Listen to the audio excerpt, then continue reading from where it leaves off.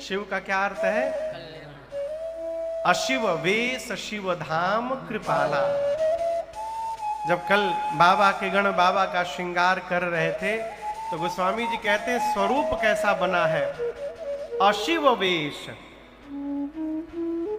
अशिव वेश। वेश कैसा है? अशिव, यानी अकल्याणकारी स्वरूप बनाए हैं। परंतु जो भगवान शंकर अकल्याणकारी स्वरूप बनाए हैं वो है कौन? शिव धाम कृपाला। वो स्वयं शिव के धाम है, यानी कल्याण के धाम है। तीर्थराज प्रयाग में कल आपने श्रवण किया, श्री भरद्वाज ऋषि ने याज्ञवल्क्य ऋषि से प्रश्न किया था कि मुनिवर राम जी कौन है, और उसी प्रश्न के उत्तर में ये शिव विवाह की कथा कल हमने आपने गाई और श्रवण की। परंतु यदि मूल रूप से देखा जाए तो प्रश्न कुछ और पूछा गया और उत्तर कुछ और बताया गया। प्रश्न पूछा गया किसके विषय में? जोर से कहिए, राम जी के विषय में। उत्तर सुनाया गया किसके विषय में? शिव जी के विषय में। आज के सामान्य श्रोता यदि हो, यजमान परिवार हो, और प्रचार यदि राम कथा का हो गया हो जगत में, संसार में, शहर में, क्षेत्र में, गांव में, और यदि कथावाचक जाके भागवत शुरू कर दे तो आधी घंटा नहीं बीतेगा यजमान खड़ा होकर टोकेगा, महाराज बंद करिए, आप कर क्या रहे हैं? हमने तो राम कथा के लिए बुलाया, आप भागवत बाँच रहे हैं। लेकिन यहां दर्शन करिए, भरद्वाज जी ने राम जी के विषय में पूछा, बताया गया शिव जी के विषय में, लेकिन भरद्वाज जी रोके टोके नहीं। क्या हुआ? शंभो चरित सुनी सरस सुहावा, भरद्वाज मुनि अति सुख पावा। शिव चरित्र सुन करके भरद्वाज जी के हृदय में जो सुख प्रकट हुआ उसकी व्याख्या नहीं हो सकती। और एक बात और झूठ बोलने का मशीन का नाम मालूम है क्या है? मोबाइल। ये झूठ बोलने की मशीन है। आदमी घर में रहता है, कहता गाड़ी पकड़ लिए हैं, अकारण झूठ बोलता है जीव। मुख से आदमी दिन भर झूठ बोलता है, आंखें झूठ नहीं बोला करती है। प्रातः स्मरणीय पूज्यपाद बिंदु गोस्वामी जी महाराज कहते हैं, भक्त ने भगवान से कहा, प्रभु हम आपको बहुत याद करते हैं। भगवान बोले, कैसे मान लूं? भक्त ने कहा कि कैसे बताऊं तो आपको पता चलेगा। भगवान बोले, मुख दिया हूं, मुख से बताओ। भक्त ने कहा, प्रभु मुख से तो लोग झूठ बोला करते हैं, मैं मुख से नहीं बताऊंगा, कैसे बताओगे? भक्त कहता है, प्रभु ये दृग बिंदु तुमको खबर दे रहे हैं। कौन कौन कौन? दृग बिंदु, बिंदु जी नहीं, दृग बिंदु। दृग माने आंख, और आंख से जो बिंदु बूंद आंसू टपक रहे हैं वो बिंदु।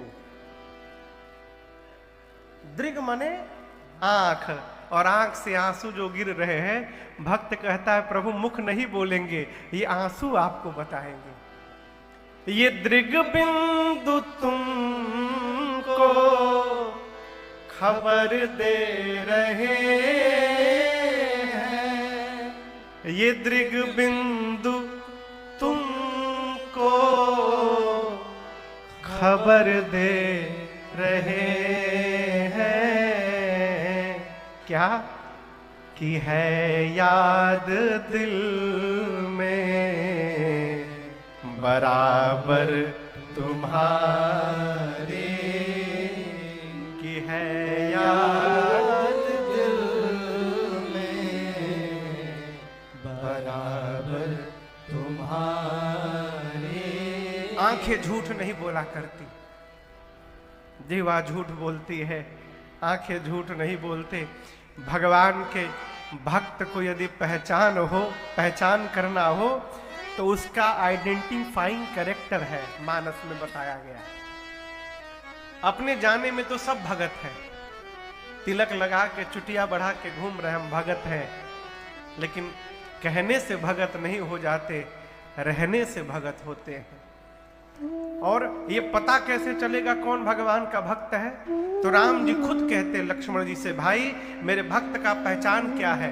राम जी कहते हैं, मम गुण गावत पुलक शरीरा, मम गुण गावत पुलक शरीरा, मम गुण गावत पुलक शरीरा, मम गुण गावत पुलक शरीरा, गद गद गिरा नयन बहनीरा, गद गद गिरा नयन बहनीरा, गद गद गिरा नयन बहनीरा, गद गद गिरा नयन बहनीरा। ये सब दिखाई पड़ा। क्या लक्षण है? राम जी कहते हैं, मम गुण गावत पुलक शरीरा। राम जी कहते हैं, मेरा भक्त जब मेरा गुणगान करता है तो उसके शरीर के एक एक रोम पुलकित हो जाते हैं, पुलक शरीरा। और दूसरा गदगद गिरा। आप दर्शन करिए, प्रवाह नीचे से ऊपर जाता है, सारे प्रवाह ऊपर से नीचे आते हैं, लेकिन भक्ति का प्रवाह नीचे से ऊपर जाता है। नदी और कुआं दोनों में पानी होता है, आपने देखा है ना। एक दिन नदी और कुआं आपस में दोनों बात करने लगे। नदी ने कहा कुएं से कि हमारे सामने तुम्हारा अस्तित्व क्या है? तुम तो एक ही जगह बंधे रहते हो, थोड़ा सा पानी है तुम्हारे में, मेरे में देखो अथाह जल, कितनी लंबी यात्रा मैं करती हूं, हमारी तुम्हारी कोई तुलना नहीं हो सकती। कुएं ने कहा सही कहा, तुम्हारी और मेरी कोई तुलना नहीं हो सकती। तुम प्यासे के पास दौड़ कर जाती हो, लेकिन प्यासा मेरे पास दौड़ करके आता है।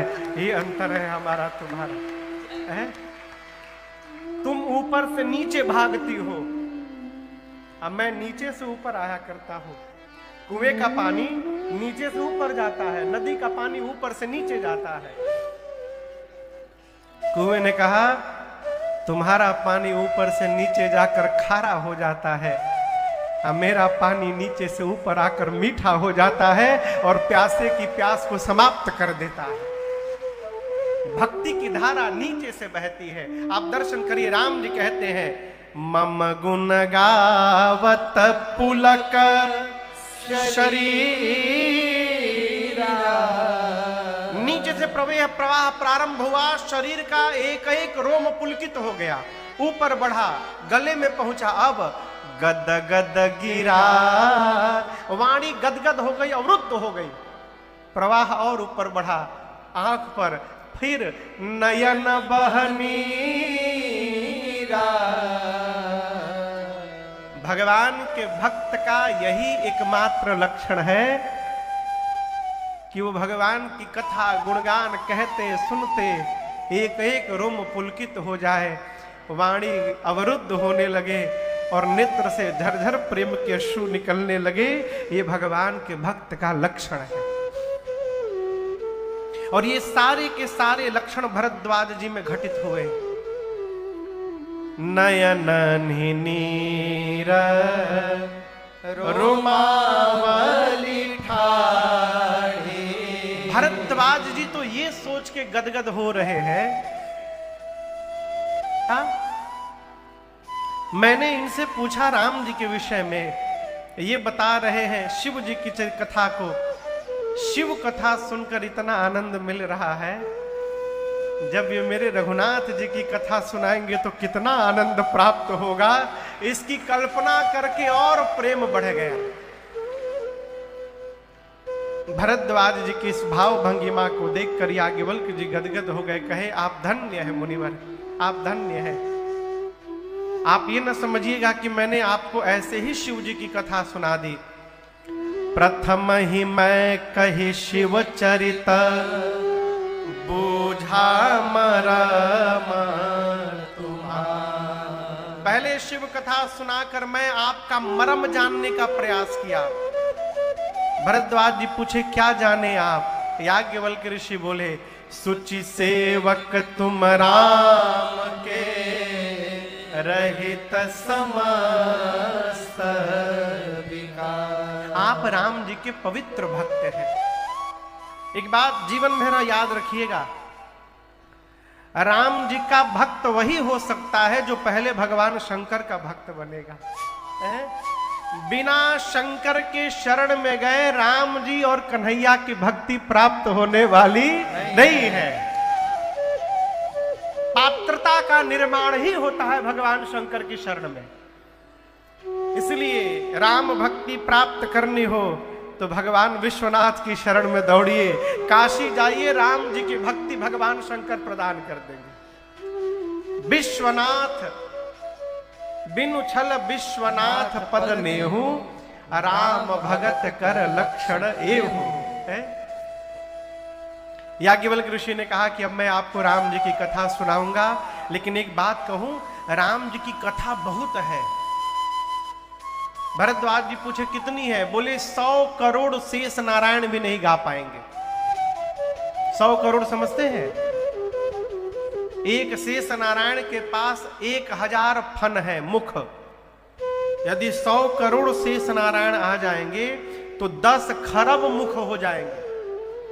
याज्ञवल्क्य ऋषि कहते हैं, एक एक मुख से यदि 100 करोड़ शेष नारायण कथा गाना प्रारंभ करें, उनके सारे मुख समाप्त हो जाएंगे, परंतु भगवान की कथा पूरी होने वाली नहीं है। इतना विस्तार। भरद्वाज जी हाथ जोड़कर बोले, प्रभु यदि 100 करोड़ शेष नारायण नहीं गा पाएंगे तो आपके पास तो एक ही मुख है, आप कैसे गाएंगे? यही बात है माई बाप। भगवान की कथा वही गा सकता है जिस पर भगवान की कृपा हो जाए। अपनी चतुराई से, दिमाग से कथा गाने वाला जीव नहीं है, याज्ञवल्क्य ऋषि बोले, मैं नहीं गाऊंगा। शारद दारू नारी सम स्वामी, राम सूत्रधर अंतर्यामी। आप लोगों में से राजस्थान से कोई है? राजस्थान के कोई है यहाँ पर? पीछे भैया लोग राजस्थान के। राजस्थान में कठपुतली का नृत्य होता है। आप में से किसने किसने देखा है? सही में किसने देखा है? सही में, हाँ, सही में भी कई लोगों ने देखा है। टीवी पर कितने लोगों ने देखा है? हाँ। कठपुतली का नृत्य। अच्छा आप बताओ, क्या कठपुतली नाचती है सही में? कहिए। लेकिन दिखाई तो कठपुतली ही देती है। लेकिन कठपुतली नाचती नहीं। कठपुतली के शरीर के सभी अंगों में धागे बंधे रहते हैं और वो धागे नचाने वाले के उंगलियों में लगे रहते हैं। नचाने वाला दिखाई नहीं देता, वो पर्दे के पीछे खड़ा रहता है। पर्दे पर कठपुतली खड़ी रहती है। अब पीछे से नचाने वाला जैसे जैसे उंगली नचाता है, पर्दे के सामने वैसे वैसे कठपुतली नाचती है। देखने वाले को लगता है सही में कठपुतली नाच रही है। याज्ञवल्क्य ऋषि कहते हैं जो सरस्वती है वो कठपुतली है। सारद दारु नारी, दारु यानी लकड़ी, लकड़ी की स्त्री है कठपुतली। और उन सरस्वती रूपी कठपुतली का धागा कौन पकड़ा है? तो राम सूत्रधर अंतर्यामी, राम जी ही सरस्वती जी के धागे को पकड़े हैं हाथ पर। और वो राम जी जेहि पर कृपा करहि जन जानी, कवि उर अजीर न चावहि बानी।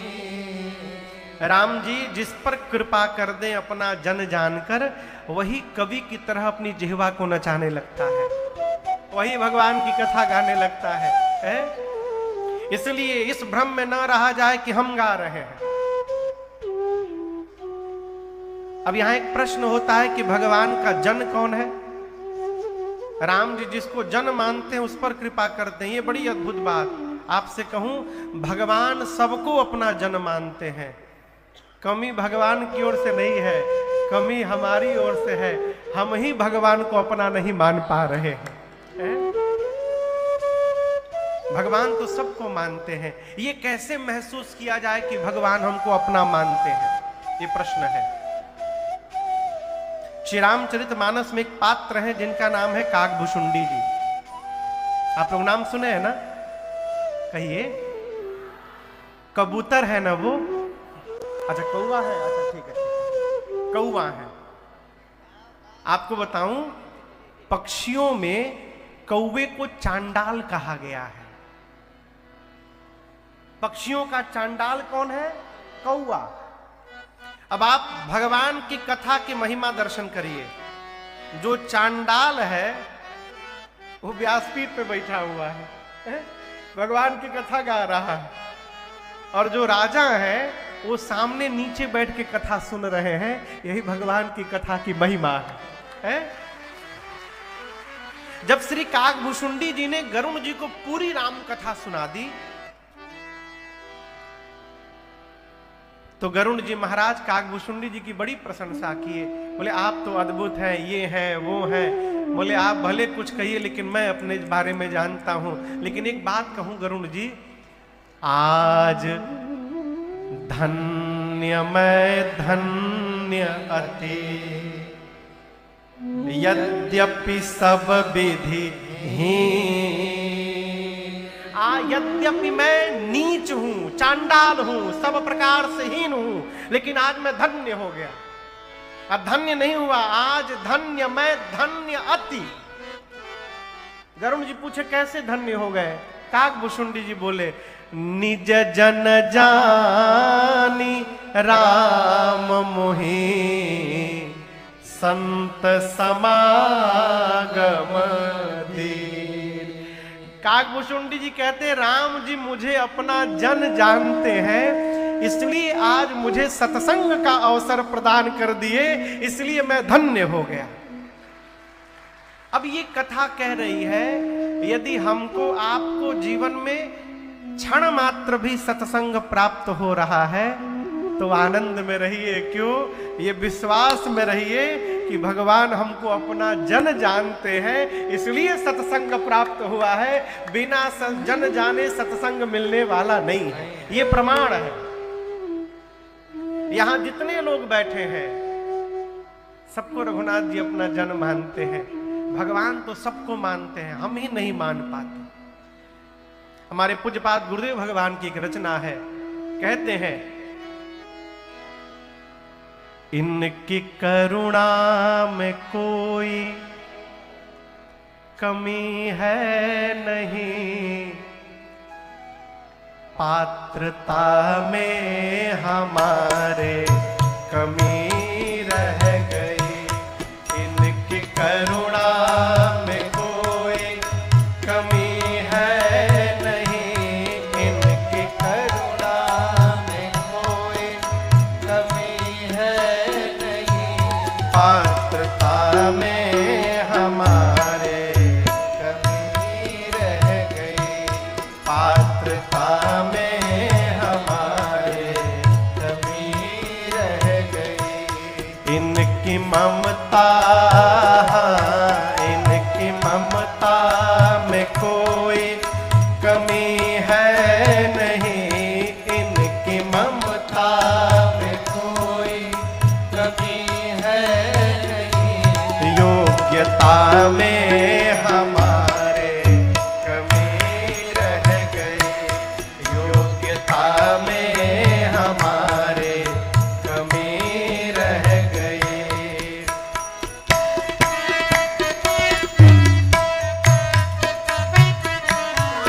देव दुर्लभ दिया देह प्रभु ने हमें, देव दुर्लभ दिया देह प्रभु ने हमें, देव दुर्लभ दिया देह प्रभु ने हमें, देव दुर्लभ दिया देह प्रभु ने हमें।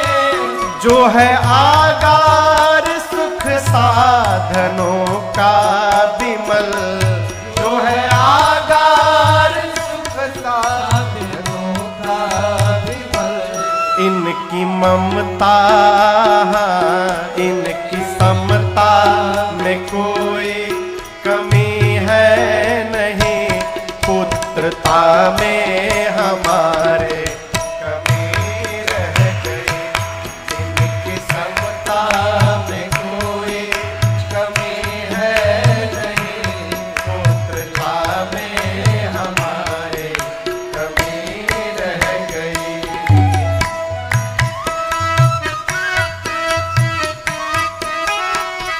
लोग कहते हैं भगवान कहाँ है? अरे अंधे बने हुए इसलिए नहीं दिखाई देता। भगवान नित्य आते हैं। कहाँ आते हैं? ऊपर आते हैं। प्रति दिवस आके मिलते हैं हमसे प्रभु, प्रति दिवस आके मिलते हैं सूर्य नारायण हमसे प्रभु, प्रति दिवस आके मिलते हैं हमको प्रभु, प्रति दिवस आके मिलते हैं हमको प्रभु। फिर भी उनको न हमने निहारा, अरे फिर भी उनको न हमने निहारा। अरे रवि के उगने में, हाँ रवि के उगने में कोई कमी है नहीं, नेत्रता में हमारे कमी रह गई।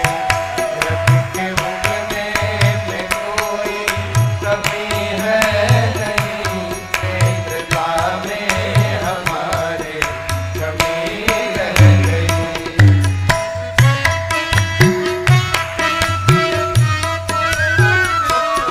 दोष देता उन्हें नीच गिरधर वृथा, दोष देता उन्हें नीच गिरधर वृथा। छोड़ता है नहीं झूठ दुर्वासना, छोड़ता है नहीं झूठ दुर्वासना। उनकी क्षमता, प्रभु की क्षमता में कोई कमी है नहीं, सौम्यता में हमारे कमी रह गई। उनकी क्षमता में कोई कमी है नहीं, सौम्यता में हमारे कमी रह गई। इनकी करुणा में कोई कमी है नहीं, प्रभुता में हमारे कमी रह गई। पात्रता में हमारे कमी रह गई, पात्रता में हमारे कमी रह गई। बात समझ में आ रही है? प्रभु की ममता में कोई कमी है नहीं, पुत्रता में हमारे कमी रह गई। भगवान सबको अपना जानते हैं। सब मम प्रिय सब मम उपजाए। याज्ञवल्क्य ऋषि कहते भरद्वाज जी, उन्हीं प्रभु श्री राम को प्रणाम करके मैं आपको कथा सुनाऊंगा। और याद करिए, कल गोस्वामी तुलसीदास जी काशी से कथा को लेकर कहां आए थे? कहिए, प्रयागराज में। आज याज्ञवल्क्य ऋषि कथा को प्रयाग से लेकर कहां गए? कैलाश पर्वत पर, भगवान शंकर के पास तीसरे घाट पर।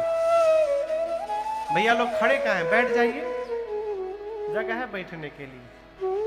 गोड़ दुखा जाए, बैठ जाइए, बैठ जाइए, जगह है, आराम से बैठिए। जितनी देर बैठना उतनी देर बैठिएगा, जाना होगा चले जाइएगा। बैठिए बैठिए।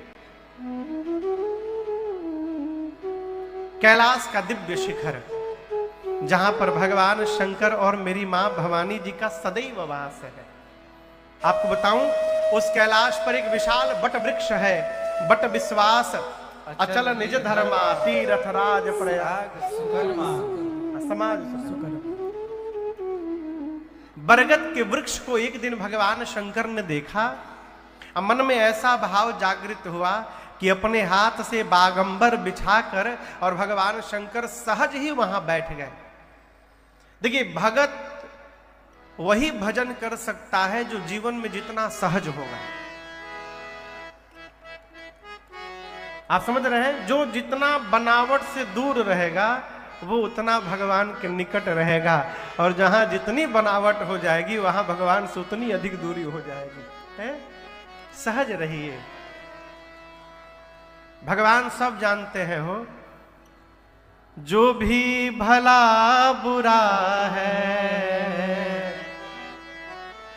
मेरे राम जानते हैं। जो भी भला बुरा है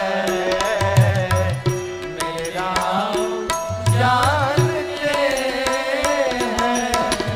जो भी भला बुरा है मेरे राम जानते हैं।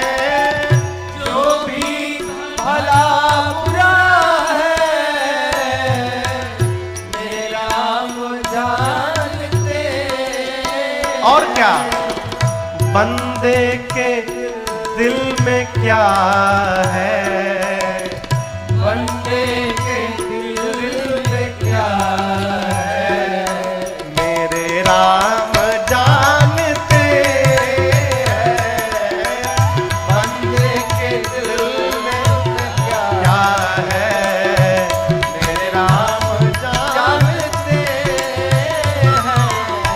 जो भी भला बुरा है मेरे राम जानते हैं।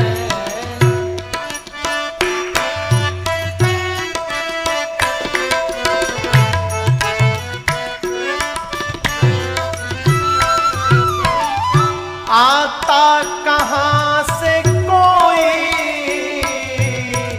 जाता कहां है कोई। आता कहां से कोई, जाता कहां है कोई। युग युग से इस गति को, युग युग से इस गति को केवल मेरे राम जानते हैं।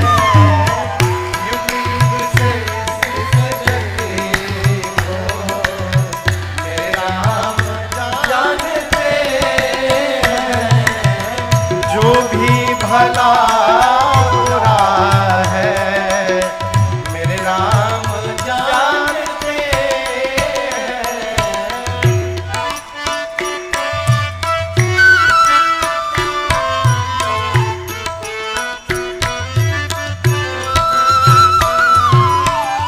नेकी बदी को अपने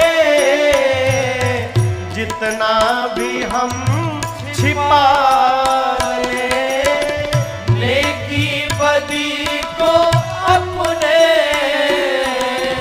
जितना भी हम छिपा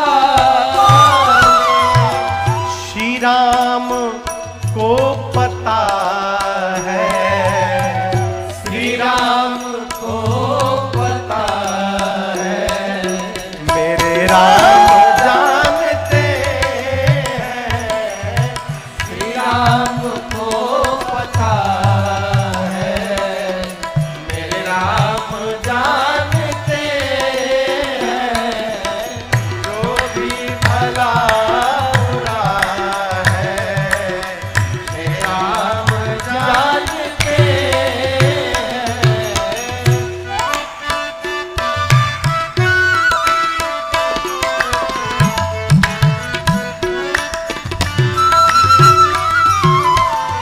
आप लोगों में से किस्मत शब्द को कितने लोग जानते हैं? किस्मत, किस्मत कौन कौन सुना है आज तक ये शब्द?